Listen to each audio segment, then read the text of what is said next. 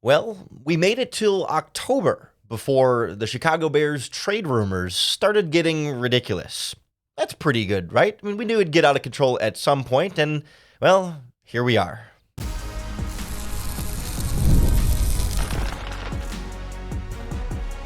You are Locked On Bears, your daily Chicago Bears podcast. Part of the Locked On Podcast Network, your team every day. This is Locked On Bears, and I'm your host, Lauren Cox. I'm here to bring you your daily, in-depth Chicago Bears news and analysis. You can follow me on Twitter at CoxSports1. You can follow the podcast at Locked On Bears on TikTok, Instagram, Facebook, Twitter, and the Locked On Bears YouTube channel, where you can keep up with all of our video podcasts as well. Thanks for making Locked On Bears your first listen today. We're part of the Locked On Podcast Network, your team every day. Today's episode is brought to you by FanDuel Sportsbook. Place your first $5 bet, and you'll get started with $200 in bonus bets guaranteed. Visit FanDuel.com to get started. On the show today, we address the name floated out there that Keenan Allen could be on the radar as a potential trade target for a team like the Kansas City Chiefs, and why that's pretty ridiculous based on where the Chicago Bears are, and what that has fueled is a lot of Bears fans' trade proposals that are perhaps even more ridiculous based on what they're asking for from the Kansas City Chiefs in this process there. So we'll kind of go through why that doesn't make sense, and also some of the other names that are out there that also don't make sense. Then we'll look at who might make sense if the Chicago Bears were going to trade away a player on their roster. I think there's a couple guys who aren't going to bring back big-time compensation, but a couple trade candidates that could move from Chicago at the deadline. And then I also want to look at outside players, targets for the trade market, that if the Bears want to go make an addition, particularly on the offensive line, they could find a couple of names that aren't great, but could still be upgrades. Now, it's worth noting the trade deadline not till the first week of November, but what sparked this process for me was a tweet from NFL Network's Peter Schrager, who was recapping some of the things he had said on Good Morning Football. And I like Peter Schrager. I think Peter Schrager does a very good job. I'm not here to be critical of Peter Schrager specifically or anything like that here, but I think this kind of got blown a little bit out of proportion once he put this out there. But Peter Schrager tweeted, "Names I just mentioned on Good Morning Football who are at least worth calling on if you're Brett Veach in Kansas City." And he listed Amari Cooper, Jalen Hyatt, Cooper Kupp, and Keenan Allen. He noted that the Chiefs are missing their top running back, their top two wide receivers, and that pretty much every team who's looking to trade a wide receiver is saying, "Hey, Kansas City Chiefs, would you like to give us premium trade compensation for a good wide receiver?" That's why you see names like this, or as Davante Adams formally requests a trade on Tuesday. A lot of people are trying to connect the dots there. I've seen, on a similar note, I've seen some people say, well, the Bears have a second-round pick. Could they be interested in Davante Adams? And you can just look at DJ Moore, Keenan Allen, and Rome Odunze and have a pretty quick and obvious no is the answer there. But these two things kind of line up exactly the same way, where it's like, if they would be willing to trade for Davante Adams to bolster their wide receiver room, why would they at the same time be willing to trade away a wide receiver in Keenan Allen?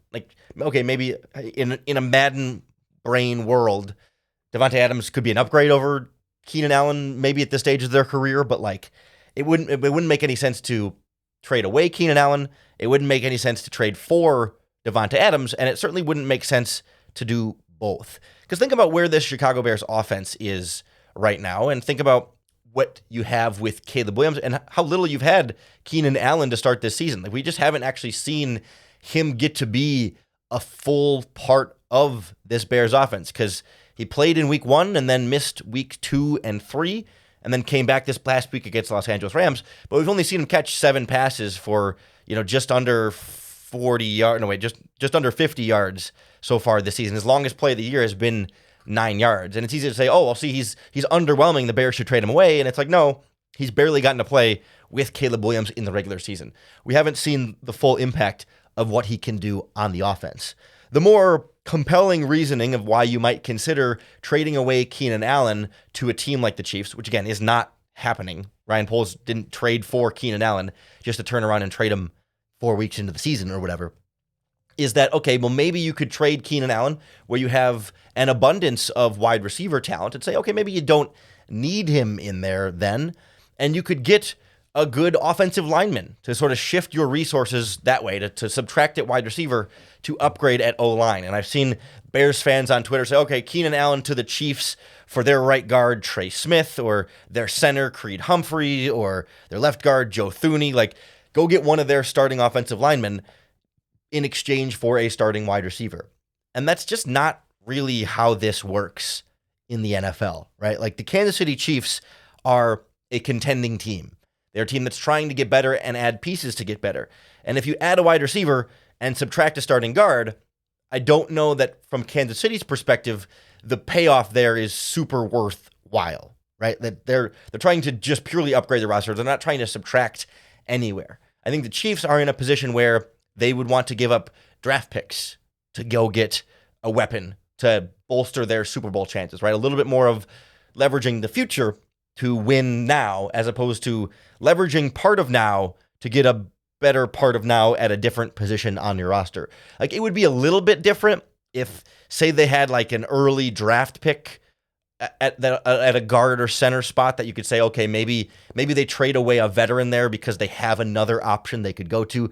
But you look at the Chiefs, their backup guards are a 7th-round pick, C.J. Hansen, and a former undrafted free agent, Mike Caliendo. They did draft a center, Hunter Norzad, this year, but in the 5th round.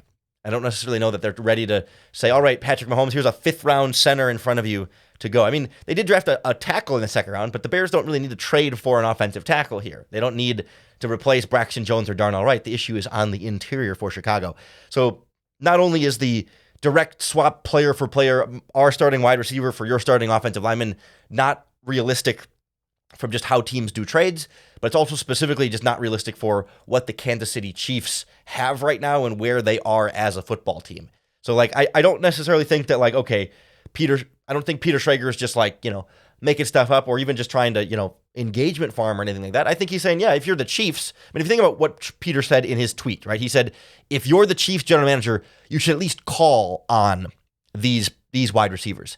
He was never saying the Bears should trade Keenan Allen. He was never saying the Bears are interested in trading Keenan Allen or, are looking to trade Keenan Allen. He just said, if I were the Chiefs, I would call about Keenan Allen. And the Chiefs are more than welcome to call about Keenan Allen. I mean, Ryan Poles is going to say, no, thank you, and hang up the phone, but they're more than welcome to call about Keenan Allen. And I mean, I suppose if they were offering you a 1st-round pick for Keenan Allen, you'd listen. The Bears traded a 4th-round pick to get him, so if they were going to just blow you out of the water with some trade offer you couldn't refuse, maybe you could come to the table and have a conversation there. But the Bears are not in a position to really be sellers at the trade deadline this year. They weren't even sellers at the trade deadline last year when they were, 2-6 to start the season before that trade deadline.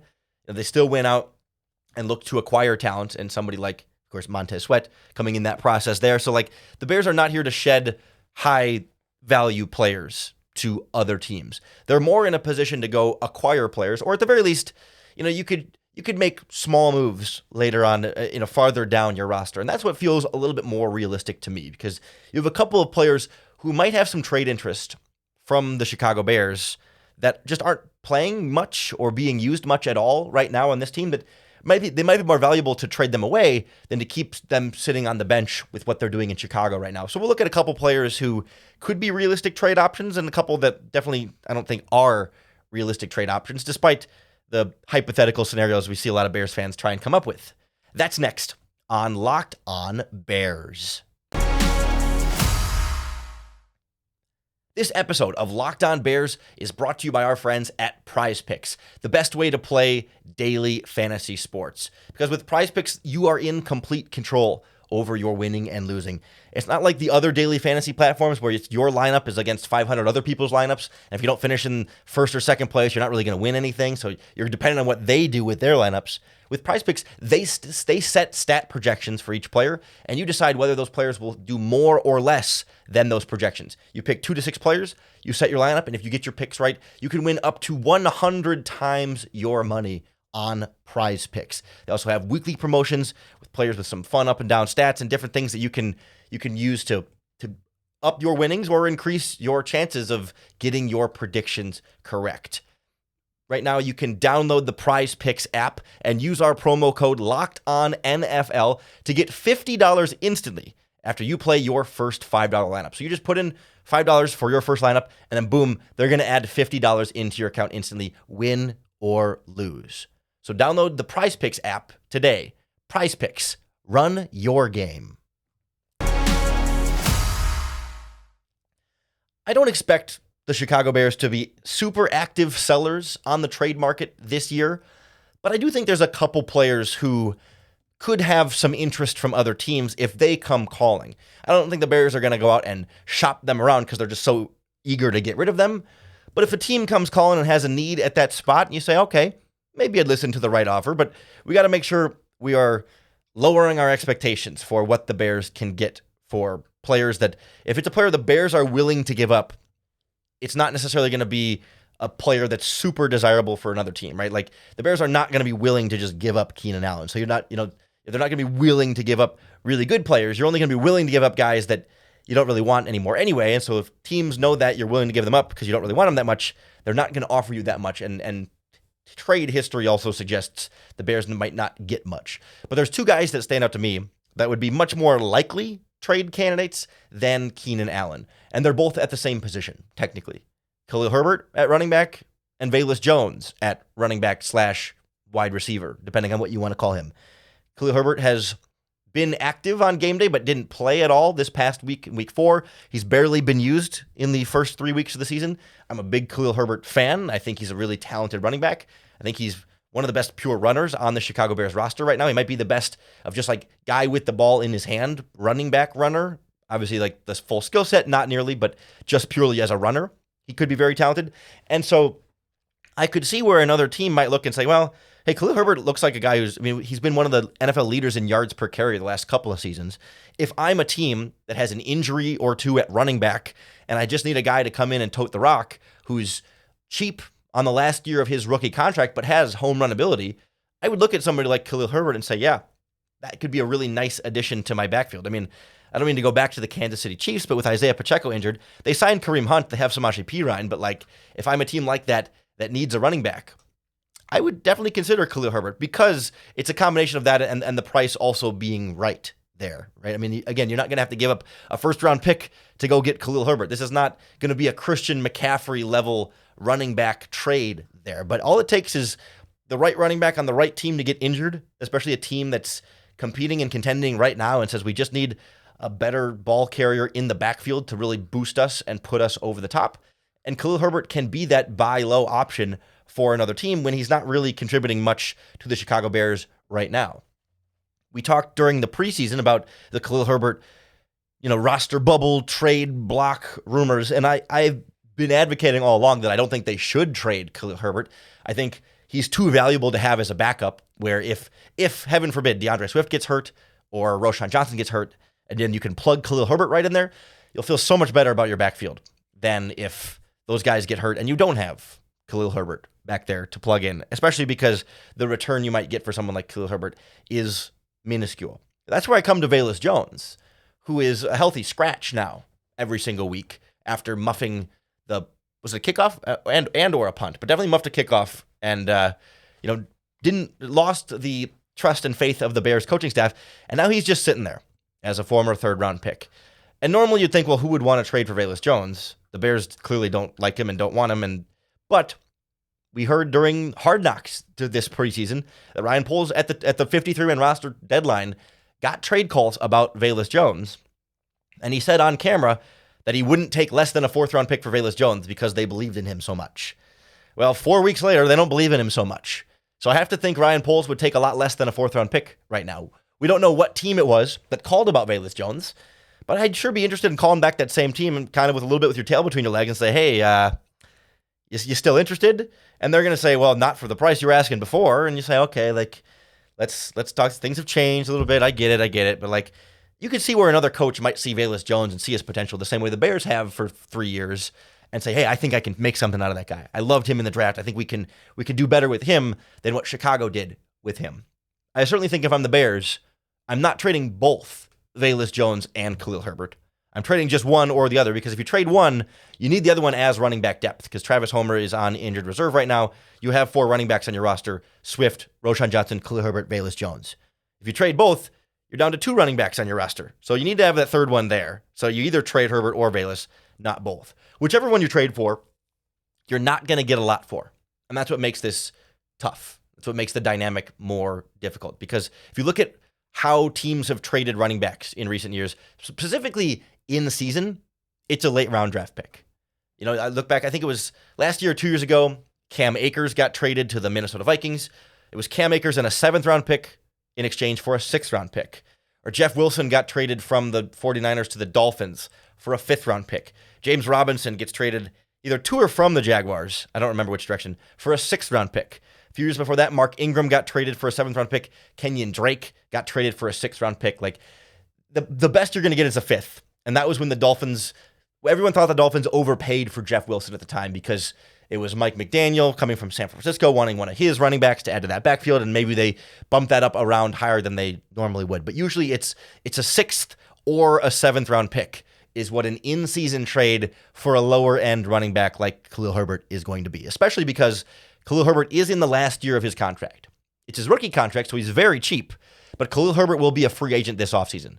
So whatever team is trading for him is only guaranteed to have him for the rest of this season. They could then negotiate to re-sign him, but like, you're only really getting him for however many games are left in the season when you trade for him. So teams are not going to give a 5th round pick for 10 games of Khalil Herbert or whatever the timeline would be. Velus Jones still has another year, so maybe that's a little bit more valuable from a contract perspective, but he also costs more against your cap space than Khalil Herbert, and Velus Jones is a much lesser player. So I would think at this point, if you were to trade Velus Jones, you're not getting more than a 7th round pick. Maybe you do Jones and a 7th for a 6th, but otherwise it's a conditional 7th round pick is what you would get for Velus Jones at this point. Is that worth it to the Bears? Probably not. But, you know, if a team comes calling and you're ready to move on from him anyway, would you rather get a 7th round pick for him or cut him this offseason and get nothing? I mean, you know, you might as well take the smallest trade compensation possible. Is still better than 0 trade compensation if you cut Velus Jones sometime next offseason. I don't think that's going to happen. I don't think they're going to trade him. Khalil Herbert, on the other hand, feels like there's more potential there because he's entering free agency, because the Bears aren't likely to give him any kind of contract extension this offseason anyway. If you're going to lose him anyway, and a team comes calling and says, hey, here's a 6th round pick for Khalil Herbert, it's not much, but you'll take it, right? I mean, if he's not a part of your offense, if you're fully just rolling with Swift and Roschon Johnson are your number 1 and number 2 backs, and you still have Velus Jones as a 3rd running back just in case, I could see the Bears making a deal. Again, I don't think it's worth a 6th round pick. I think at this point, like, Khalil Herbert is too valuable to your running game as an option if you have an injury at that spot. The depth there, like, a 6th round pick just doesn't end up amounting to much at this point. It's the same argument we had during the preseason and with him being on the roster bubble. Like, he's more valuable here just in case as really good running back depth than trading away for a pick outside of the top, 200 in the NFL draft. Probably not going to amount to much of anything anyway. Never say never, but I don't think it's super likely either way. And people have thrown out since the preseason, potential Tyson Bagent trade packages. That's not going to happen either. That wasn't going to happen in the preseason. It's certainly not going to happen now that you're in the regular season. He is your only backup quarterback. You've got Austin Reed on the practice squad, but like, you want to keep Tyson Bagent around, and I don't think anyone's going to give you the kind of trade value that would make that worth it. Again, be more like a late round pick for Tyson Bagent, not a 3rd, not a 4th, probably not even a 5th, but a 6th or a 7th. Like, no one's going to give that up for Tyson Bagent. Same thing with like Tyler Scott. I mean, I could see where I might be tempted if someone gave me a good offer for Gerald Everett just because of how much he's been disappointing this year, but like, his contract is not small, and I don't think teams are going to give up much for somebody like Gerald Everett, who's both struggling and expensive. That's about as sell low as you can possibly get at this point. So the only player who I think has any sort of remote chance of getting traded away would be Khalil Herbert, but I would guess the Bears are going to not be sellers at the trade deadline and instead look around to potentially be a buyer, especially on this offensive line where Tevin Jenkins is hurt, Matt Pryor is okay, Nate Davis is struggling, Coleman Shelton is struggling, Ryan Bates is hurt. The Bears are hurting for better offensive line play. And one way to do that is to get better offensive line players. And one way to do that is over the trade market, because you're not seeing a lot in free agency that you still like. But a trade, Ryan Poles has done a pretty good job of finding good talent on trades, minus Chase Claypool. So maybe you find a guy through a trade that's better than what you'd find even in free agency this offseason. Well, teams in the regular season don't want to give up good starting caliber offensive linemen. So we'll look at what players might be available or could be coerced out of their team with the right trade package, especially on this interior of the offensive line. Next on Locked On Bears.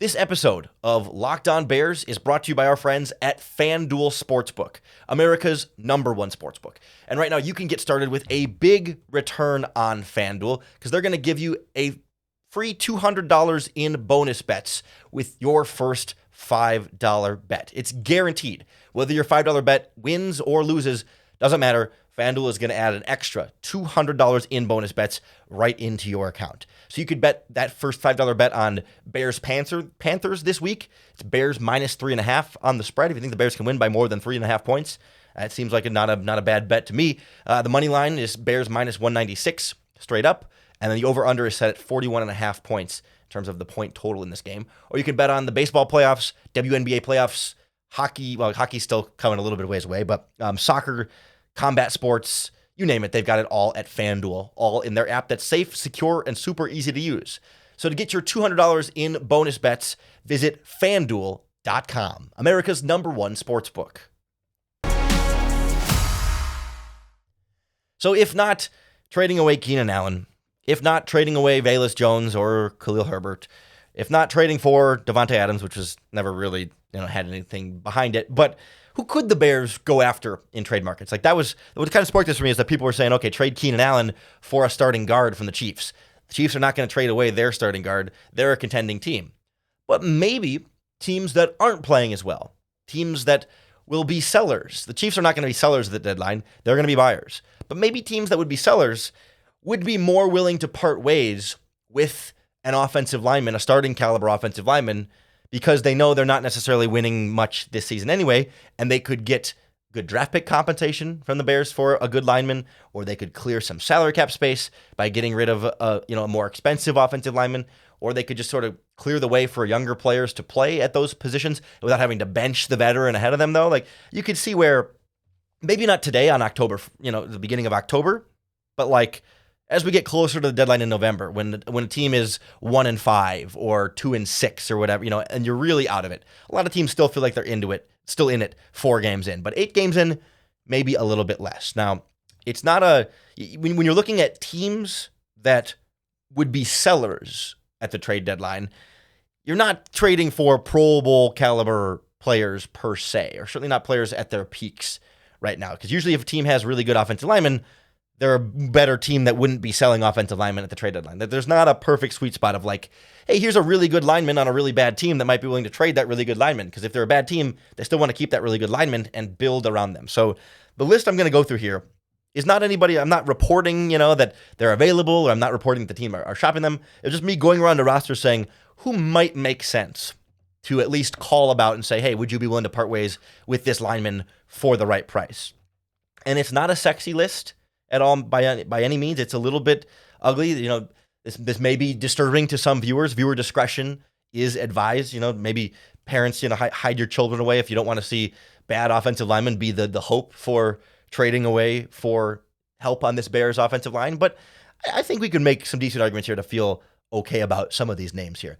So like if we look at veterans that are available or not available, but like could be available or playing on teams that might be willing to give them up. The Tennessee Titans have Daniel Brunskill on their bench as their backup center/guard, and he's been a starter for them for a few seasons. He's been a starter for the San Francisco 49ers for a few seasons before that. The Titans went out and signed Lloyd Cushenberry this offseason, so they're set at center, but they're losing games. Will Levis is hurt. They're not playing particularly well. I mean, I know they beat the Dolphins, but like the Titans are not a Super Bowl team. They don't look like a playoff team at this point in the process. They're going to be bad over the course of this year. So you could say, hey, this guy's not even starting for you. Would you be willing to give him up for a late round draft pick? He's their backup center, so they would still need a backup center somewhere, and that becomes more challenging for them to agree to. And certainly because he's a backup, You know he's not going to come to Chicago and be elite and excellent right off the front end, but he's available and might be the most affordable for getting a guy who's not currently a starter somewhere is a lot cheaper than getting a guy who is a starter somewhere. Like I also look at the Arizona Cardinals, who are a pretty decent football team right now, but they've got the right situation where maybe you could get them to part with one of their guards for the right price. Evan Brown is their left guard, who they brought in from the Seattle Seahawks last year, whose connections to Shane Waldron there. I think he's okay. And their right guard, Will Hernandez, former first-round pick by the New York Giants, came to Arizona a couple of seasons ago as a free agent. And I think both guys are set to hit free agency again this offseason. Don't quote me on that, but I think, or at least Evan Brown is for sure, and I think Will Hernandez is as well, if not in the next couple of seasons. So their contracts are running out anyway, and Arizona might not want to put a bunch of money into them. And more specifically here, Arizona drafted Isaiah Adams in the 3rd round this year, the guard out of Illinois. And you could see where if Arizona is depending on how they are a few weeks from now, could you sell them on the idea of hey, Isaiah Adams is ready to start for them at one of the guard spots, so trade us away one of your starters who's going to be a free agent anyway. We'll give you a mid-round draft pick or whatever. I don't know what the price would be, a 5th round pick, 4th round pick. Not an important part of the conversation at this moment. We'll give you a draft pick for one of your veteran guards who's going to leave in free agency anyway, and then you can get your rookie started now if you feel like he's really ready to go. I don't think Arizona's going to be eager to trade away a starting guard.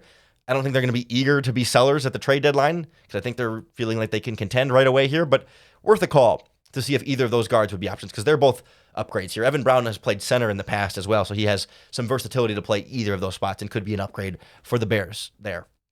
Then you go a little bit older. I look at a team that's spiraling in the Jacksonville Jaguars here. They've got a couple of different options that potentially you could go for, but I think the more likely one would be Brandon Scherf, the former Pro Bowler with the Washington Commanders.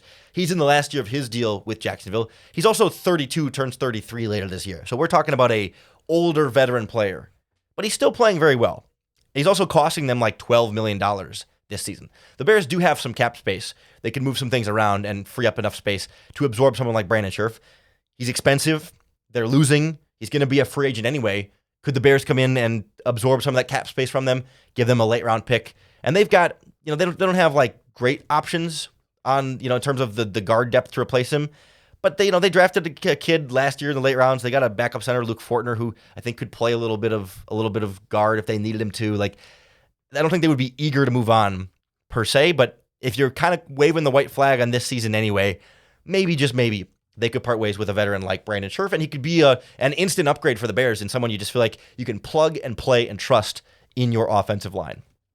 Then there's 2 other names that I want to talk about that you wouldn't be able to trade for today because of their team situation, but maybe in a few weeks as we get closer to the trade deadline, you could have some options here. So the Los Angeles Rams right guard Kevin Dotson, they traded for him from the Pittsburgh Steelers a couple of years ago. It might have been right before the season last year. I don't remember exactly. He's played pretty well for them as a plug-and-play guard for them. I think he's played some tackle in his past as well. But he's been really solid this season, even as they've had offensive line injuries all around him. And because they've had so many offensive line injuries, they're not trading away their starting right guard right now because they're already starting their backup left guard and backup left tackle and backup center right now. So, they're not going to lose another offensive lineman.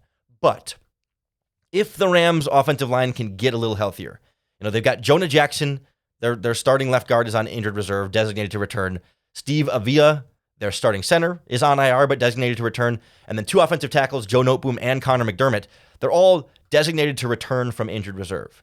If those guys all get healthy, then all of a sudden they've got some extra depth at guard and center and tackle, and maybe then they'd be willing to part ways with Kevin Dotson because they're 1-3. They're losing games. They're going in the wrong direction. Again, they'd probably need to lose some more games to really be sold on being sellers, but that's that's potentially an option there down the line if they say, yep, okay, fine, we'll give away someone like Kevin Dotson because they've got other options they could replace him with. And the last one here, the Indianapolis Colts. Their veteran center, Ryan Kelly, has been very good throughout his career. He's 31, a little bit on the older side. He just got hurt and is dealing with a neck injury. And their rookie 4th-round center, Tanner Bortolini from Wisconsin, stepped in and played very well. And this could be a situation where when Ryan Kelly is healthy, again, which we don't know the exact extent of the neck injury, but he's not going on IR just yet, could he be a trade candidate? Could they say, you know what, the rookie fourth-round pick center is playing really well, and he's going to be the future of our center position anyway, so why not trade the veteran Ryan Kelly, get some draft compensation for him when you'd like to sort of have the changing of the guard along the way anyway, and boom, they get something for it, they wanted to make the change anyway, and it gives the Bears a veteran center who you feel like, even at 31, like you could still get a couple more good years out of Ryan Kelly. He's still playing at a high level. Obviously, you don't want to have to trade for a guy who's already been injured this season. You know, you're worried about the durability maybe being a factor there, but he might be the most talented, or at least the offensive lineman on this list that give you the most confidence in terms of the combination of age and ability. I mean, he's a really good center, and the Bears haven't had a really good center since Olin Kreutz, it feels like. So to get somebody like that could be a boon for the Bears. But, you know, there's a few names on this list. I'm going to point in the wrong direction. Like, you know, there's like 4 or 5 starters we talked about here, plus a backup who's been a starter. Like, these are not elite players that instantly fix all your offensive line problems, but it's names you can at least feel like could give you some kind of upgrade, some kind of hope that this offensive line is going to get better. I don't necessarily expect the Bears to make a huge blockbuster trade for an O-lineman. I expect what the Bears are going to do is get Larry Borom off of injured reserve, and then eventually get Ryan Bates off of injured reserve, then make lineup changes, maybe put Bates in at center, maybe put Borom in at one of the guard spots. We'll see how injured Tevin Jenkins is as well, but like I imagine the offensive line changes the Bears might make will be a little bit more internal lineup changes than going outside and bringing someone in, because bringing someone in doesn't fix the communication stuff and maybe the coaching stuff as much as getting different guys involved in the group there. So certainly if the Bears are involved in any major trades or trade rumors along the way, we'll break them all down for you right here on the Locked On Bears podcast. So make sure you hit the subscribe button on YouTube or wherever you listen to podcasts. That's going to be the best way to keep up with all of our daily, in-depth Chicago Bears news and analysis. Thanks for making Locked On Bears your first listen today. We're part of the Locked On Podcast Network, your team every day. If you're looking for a second listen today, check out the new Locked On NFL with 2 shows daily. Tyler Rowland in the morning, Tony Wiggins in the barbershop in the afternoon. Those guys are both great. And if you want more NFL talk, go there. Then come back here tomorrow for more Bears talk for Crossover Thursday with Julian Council from Locked On Panthers. And even when we do a crossover, just hearing about these matchups is always going to give you another opportunity to bear down.